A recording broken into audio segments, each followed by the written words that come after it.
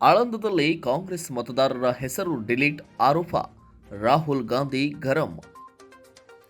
ಕಲಬುರಗಿ ಲೋಕಸಭಾ ಕ್ಷೇತ್ರದ ಆಳಂದ ವಿಧಾನಸಭಾ ವ್ಯಾಪ್ತಿಯಲ್ಲಿ ಸರಿಸುಮಾರು 6,000 ಕಾಂಗ್ರೆಸ್ ಮತದಾರರ ಹೆಸರನ್ನು ದುರುದ್ದೇಶಪೂರ್ವಕವಾಗಿ ತೆಗೆದುಹಾಕಲಾಗಿದೆ ಎಂದು ಲೋಕಸಭಾ ವಿರೋಧ ಪಕ್ಷದ ನಾಯಕರಾದಂತಹ ರಾಹುಲ್ ಗಾಂಧಿ ಗಂಭೀರ ಆರೋಪ ಮಾಡಿದ್ದಾರೆ. ದೆಹಲಿ ಕಾಂಗ್ರೆಸ್ ಕಚೇರಿಯಲ್ಲಿ ಸುದ್ದಿಗೋಷ್ಠಿ ನಡೆಸಿದ ರಾಗ 2023ರ ಚುನಾವಣೆಯ ವೇಳೆ ಕಾಂಗ್ರೆಸ್ ಪ್ರಾಬಲ್ಯವಿರುವ ಪ್ರದೇಶಗಳಲ್ಲಿಯೇ ಮತದಾರರ ಹೆಸರನ್ನು ಡಿಲೀಟ್ ಮಾಡಲಾಗಿದೆ ಎಂದು ದಾಖಲೆಗಳ ಸಮೇತ ವಿವರಣೆಯನ್ನು ನೀಡಿದ್ದಾರೆ. ಗೋದಾಬಾಯಿ, ಸೂರ್ಯಕಾಂತ್ ಮತ್ತು ನಾಗರಾಜ್ ಅವರ ಹೆಸರಿನಲ್ಲಿ ಅವರಿಗೆ ಗೊತ್ತಿಲ್ಲದೆ ಮತಗಳನ್ನು ಕೈಬಿಡಲಾಗಿದೆ. ಕೇವಲ 14 ನಿಮಿಷಗಳಲ್ಲಿ 12 ಮತಗಳನ್ನು ಡಿಲೀಟ್ ಮಾಡಿರುವ ಉದಾಹರಣೆ ನೀಡಿದ ರಾಹುಲ್ ಗಾಂಧಿ, ಬೆಳಗಿನ 4 ಗಂಟೆಗೆ 30 ಸೆಕೆಂಡ್ ಒಳಗೆ ಹೆಸರು ಕೈಬಿಡುವಂತೆ ಮನವಿ ಮಾಡಲಾಗಿದೆ. ಆದರೆ ಚುನಾವಣಾ ಆಯೋಗ ಮೌನವಾಗಿದೆ ಎಂದು ಟೀಕಿಸಿದರು.